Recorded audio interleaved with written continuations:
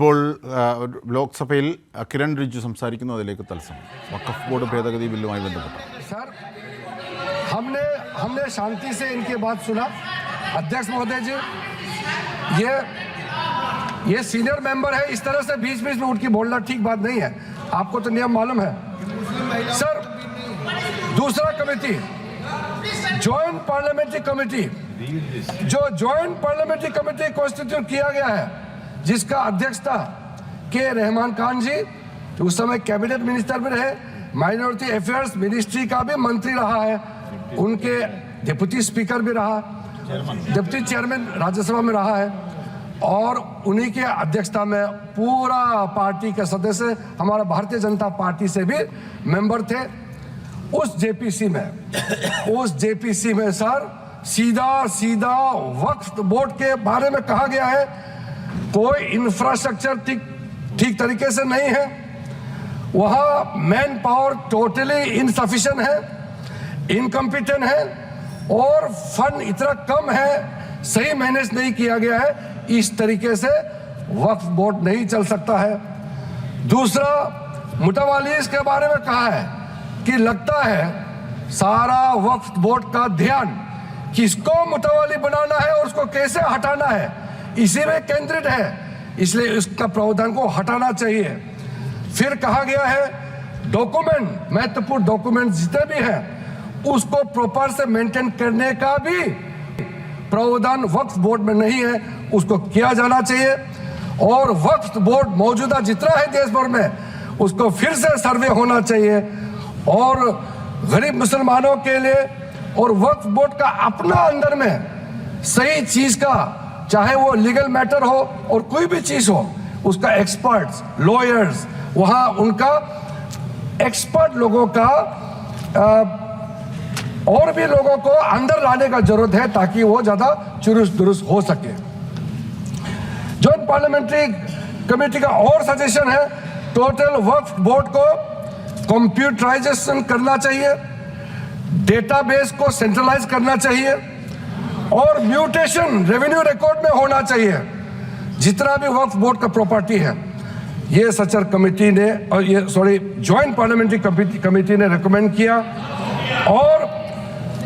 और सर आप सबको भी एक बार वो कमेटी का रिपोर्ट मैं आपको ही दे देता हूं ताकि आप भी पढ़े फिर से।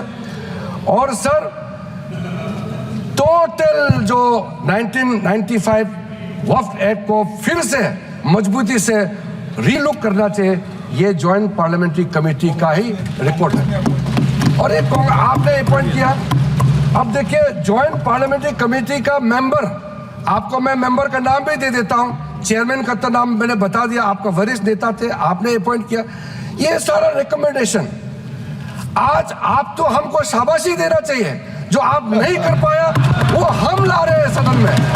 सारा का सारे प्रॉब्लम्स, सारा का सारा सजेशन ये उस समय सबको मालूम कर चुके हैं, इसलिए सर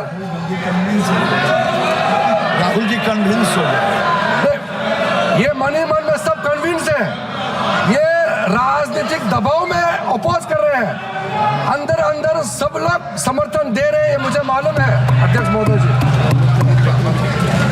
सर राहुल गांधी सहमत होकर जा रहे हैं।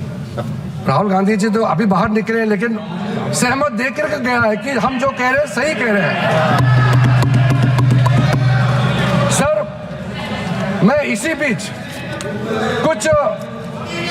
कुछ इंडिविजुअल केसेस और कंसल्टेशन जो हम आज बिल लाया है, कुछ सदस्यों ने कहा है कि और कंसल्टेशन होना चाहिए था। आपको मैं दावे के साथ बताना चाहता हूं, जितना कंसल्टेशन प्रोसेस पिछले 10 सालों में किया गया है, आज तो किसी सरकार ने इतना स्टेक होल्डर से कंसल्टेशन प्रोसेस नहीं किया है। मैं आपको बताऊंगा, अभी आप सिर्फ शांति से सुनिए सर।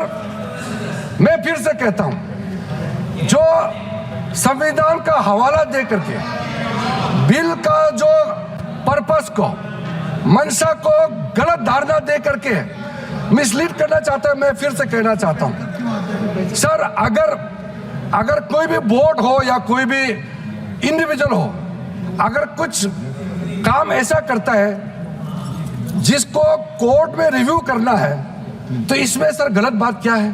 अगर ट्राइब्यूनल का फैसला गलत है, अगर उसमें कोर्ट में अपील करने का प्रावधान देते हैं, उसमें गैर संवैधानिक कैसे हो गया ये बताइए आप। आप अगर तर्क रखते हैं तो आप उसका जस्टिफिकेशन भी देना पड़ेगा सर।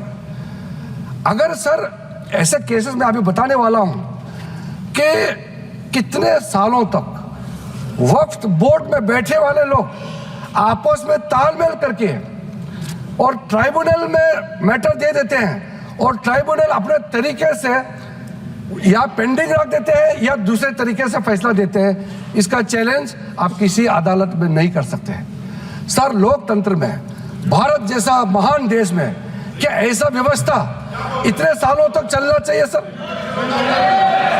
वो गुमराह करे, वो ऐसा तरीका बनाया, ऐसा तरीका बनाया इन्होंने कि ट्राइब्यूनल सर ये इस तरह से आप लोग बात करके मेरा आवाज नहीं दबा सकते हैं। सच्चाई सुनना पड़ेगा आपको।